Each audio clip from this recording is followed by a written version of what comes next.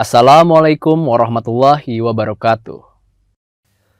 Bagaimana cara menganalisa permasalahan dalam pencapaian visi dan misi? Analisis permasalahan dalam pencapaian visi dan misi dapat dijelaskan seperti analisa perbandingan antara kondisi yang sebenarnya dengan kondisi yang seharusnya. Selain itu, bisa juga disebut gap analysis atau analisis kesenjangan. Kondisi yang sebenarnya bagaimana dan kondisi yang ingin kita capai itu seperti apa? Apabila kita lihat diagram ini, kondisi yang seharusnya itu adalah performa yang ingin dicapai melalui visi, misi, tujuan, dan sasaran. Kemudian, kondisi yang sebenarnya dilihat dari performa berdasarkan data yang ada.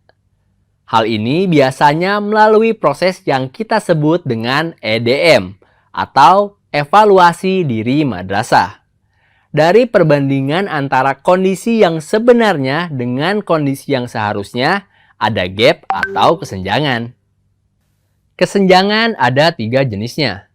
Pertama, yang bersifat minus, artinya kondisi yang sebenarnya kurang dari kondisi yang seharusnya. Kedua, kondisi yang sebenarnya sama dengan kondisi yang seharusnya. Ketiga, kondisi yang sebenarnya lebih tinggi dari kondisi yang seharusnya. Ketiga kondisi ini memerlukan strategi masing-masing.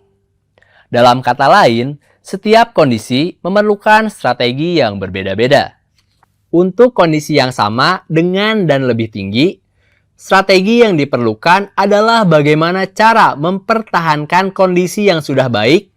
Sementara untuk kondisi yang kurang, perlu diidentifikasi apa permasalahan dan penyebabnya. Salah satu metode untuk identifikasi penyebab ini dapat menggunakan analisa SWOT. Analisa SWOT dapat mengidentifikasi bagaimana kelebihan dan kekurangan kita, baik secara internal maupun eksternal. Dengan menggunakan SWOT, kita menjadi dapat mengidentifikasi apa yang menjadi penyebab terjadinya gap atau kesenjangan tersebut. Setelah mengidentifikasi penyebab, kemudian kita dapat memunculkan program atau kegiatan apa yang harus kita lakukan untuk menghilangkan penyebab gap tersebut. Bisa saja kondisinya sama tapi penyebabnya berbeda antara satu madrasah dengan madrasah yang lain. Hal ini tentunya memerlukan program kegiatan yang berbeda sehingga tidak bisa disamakan. Dan membuat setiap madrasah perlu mengidentifikasi penyebabnya masing-masing. Jadi, prosesnya pertama-tama perlu untuk mengidentifikasi penyebabnya, kemudian merekomendasikan program kegiatan yang akan dilakukan untuk menghilangkan penyebab itu.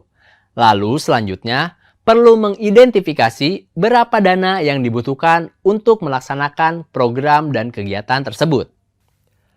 Apabila dana untuk program tersebut terbatas, maka perlu dilakukan prioritisasi. Seluruh rangkaian proses inilah yang kita sebut proses EDM dalam menyusun RKJM atau Rencana Kerja Jangka Menengah Madrasah. Hal ini dapat pula dilakukan secara tahunan, tetapi seharusnya dimulai dari rencana strategis 4 tahunan. Selanjutnya, mari kita bahas lebih detail mengenai SWOT. SWOT lebih dikenal sebagai analisa untuk menentukan strategi. Jadi, sama seperti 4 kuadran sebelumnya. Ada garis vertikal dan garis horizontal. Garis vertikal terdiri dari strength atau kekuatan, weakness atau kelemahan. Garis vertikal ini adalah faktor internal, jadi berasal dari dalam diri atau institusi terkait.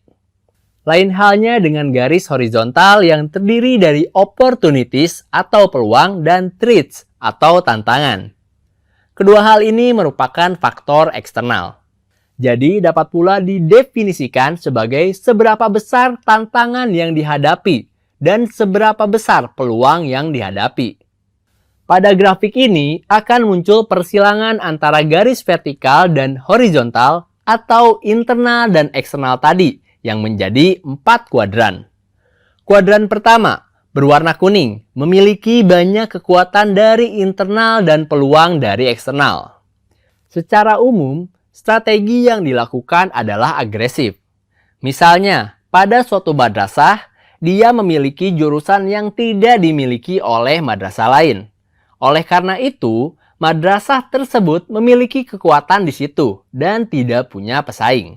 Harusnya, madrasah ini bisa lebih agresif dalam mengembangkan dan memajukan jurusannya. Selanjutnya, apabila kita lihat di kuadran biru, itu punya banyak peluang eksternal tetapi secara internal punya banyak kelemahan. Artinya, harusnya memperbaiki dulu kelemahan-kelemahannya. Maka strateginya seharusnya defensif. Sebagai contoh, jumlah gurunya kurang. Maka strateginya perlu dilihat dari situ.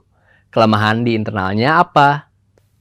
Selanjutnya, dapat memperbaiki dari internal terlebih dahulu dengan strategi defensif atau bertahan. Karena apabila tidak defensif, maka peluangnya akan hilang. Dan kelemahannya bisa semakin banyak, lalu bisa saja tenggelam dengan sendirinya. Kemudian yang hijau. Yang kiri atas itu punya kekuatan tapi tantangannya juga besar. Misalnya, banyak madrasah aliyah yang sejenis di wilayah yang sama. Nah, itu kan artinya dia madrasah yang mungkin bagus tapi pesaingnya juga banyak. Ini artinya dalam menghadapi tantangan mereka harus ofensif. Kalau dalam permainan sepak bola, maka harus menyerang. Dikarenakan banyak mendapat tantangan. Terakhir, kuadran yang paling rendah adalah yang berwarna merah karena secara internal punya banyak kelemahan dan secara eksternal punya banyak tantangan. Maka dari itu, strateginya dimulai dari internal dulu, yaitu mengurangi kelemahan dulu dengan memperbaiki manajemen internal mereka untuk kemudian menghadapi tantangan yang ada. Wassalamualaikum warahmatullahi wabarakatuh.